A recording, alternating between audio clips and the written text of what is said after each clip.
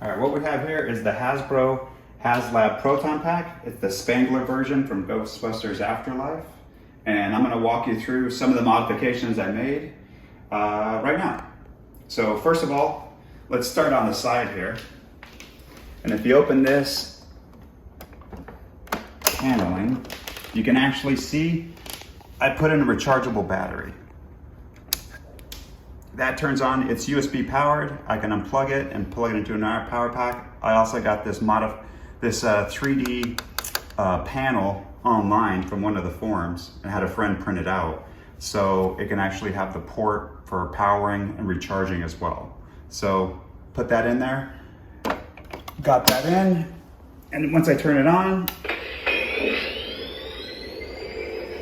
added a dark blue color on the front of this. I got that off Etsy. That replaces the old white panel that's here. It's kind of a foggy white, so this is more accurate to the film. And then as you go around here, down here, screen accurate cable that I got off Etsy. Even with the cable ribbon, this is the cable cover that comes with it. This did not come default, had to add all this. And if you go over, I put in a real bracket here, real screws on both sides, top and bottom. And if you go down here, I just put in some gaffer's tape to cover the plastic that was here on this cable. This is a real clipper valve, so it's actually metal, it works. Went in, aged things up quite a bit, added some real electrical tape and also some of these pipe fasteners as well. So a lot of this stuff was pretty simple. You just have real electrical tape or gaffer's tape to go over the existing cables to help cover up that plastic look.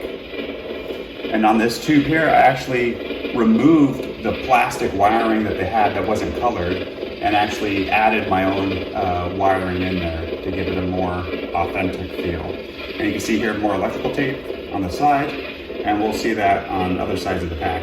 So these are the modifications I made to the spengler wand. Now this is another Hasbro Plus spengler wand.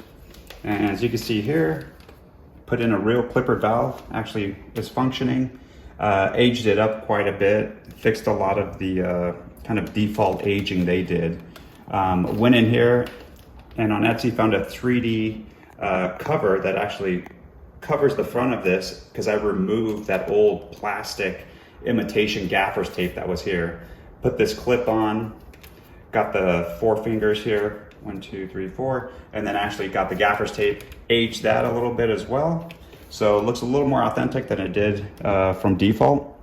Thankfully this was an older version, so I did not have to color the front of this, which is that orange that comes with the new wands. And on the back here, you can see, let's talk about the hose. I added this off of Etsy. This is actually a plug that's 3D printed and colored to match what's screen accurate in the movie. And I got a new hose that goes all the way down and plugs in here with the scuba hose that's attached here. This whole thing is much more flexible than the default that I got with the pack, and I got this off of Etsy as well. And I added some electrical tape for the ends just to secure it a little bit. And I also added this 3D end piece, which fits on the top of the default hose. So what I did was I stripped away the hose, kept the end pieces, and then just added my own endings on top of that, as you can see right here. So a little bit of work, had to solder a few wires, but nothing too complicated.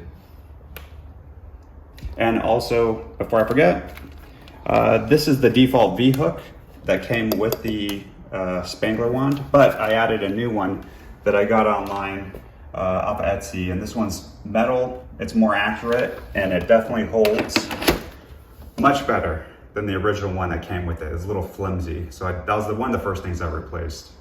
All right, now we're gonna go in and talk about some of the paint modifications and sticker modifications I made. So first off, on the front, all of these stickers here, on the side, on the front here and here, you can see it's actually reflective metal now. So I replaced a lot of these with more accurate stickers that kind of have a nice look during the daylight. And that's also true for on top as well. This is a metal sticker, so it has a nice reflectivity to it. Now let's talk about some of the paints that I did.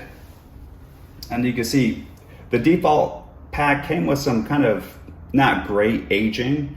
So I went in with Rub and Buff and actually repainted a bunch of things. So this is all now fully silver, which is accurate with the new sticker. Went in, kind of started aging a bunch of this. I would actually age it and then kind of sometimes kick it back a little bit with black Rub and Buff. So you can see some areas here on these lights right there where it's a little aged, and if I turn this on, you can actually see it's a little more grimy on the insides, just like in the film. Now, I'll turn this off and let's look at the inside.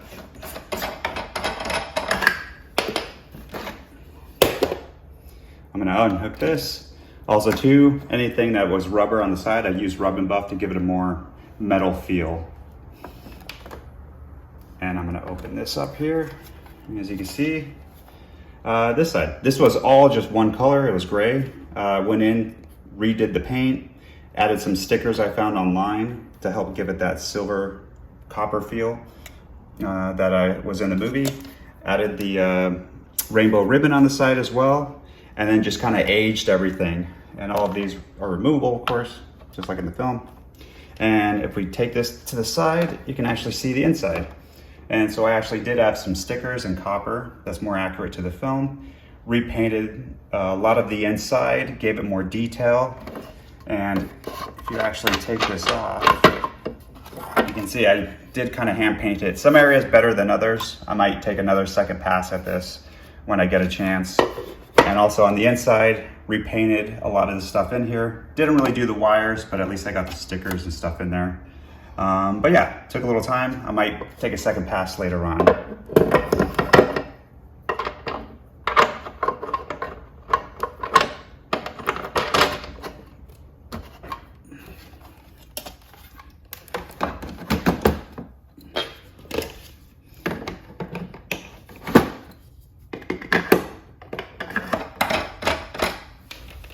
Let's talk about the back of the Proton Pack. As you can see here, I added an Alice frame. Let's pull it off. Thankfully, the pack came equipped with adapters so you can add your own Alice frame. So I did that. Also too, got a foam padding just like in the film to help so it doesn't kind of go against your back too hard. And again, added more stickers. Added this sticker here, which is screen accurate to what's in the film. Again, more metal stickers on the side. And the Alice frame was pretty new, so I went in with Rub and Buff and actually aged it up. So all of this silver and everything on there is aged to wear and looks a little more screen accurate and a little more aged than the pack usually would come, as far as the Alice frame would usually come. So yeah, just trying to give it that worn look throughout the whole pack. But that's about it. Once I had the Alice frame and all that, then I was pretty happy with how it looked. And that's the modifications I got so far. All right, so those are all the modifications. Let's see how it looks when it's fully turned on. Pack is on. Let's turn on the wand. 2 and 3. Let's turn off the safety here. And let's start going through. So that's the default version. Switch it over. We got slime version. Switch it over. We have this blue pulse version. Switch that over. And we have kind of this quick shot action. And going back to the default. So that's the Ghostbusters haslab Afterlife Proton Pack.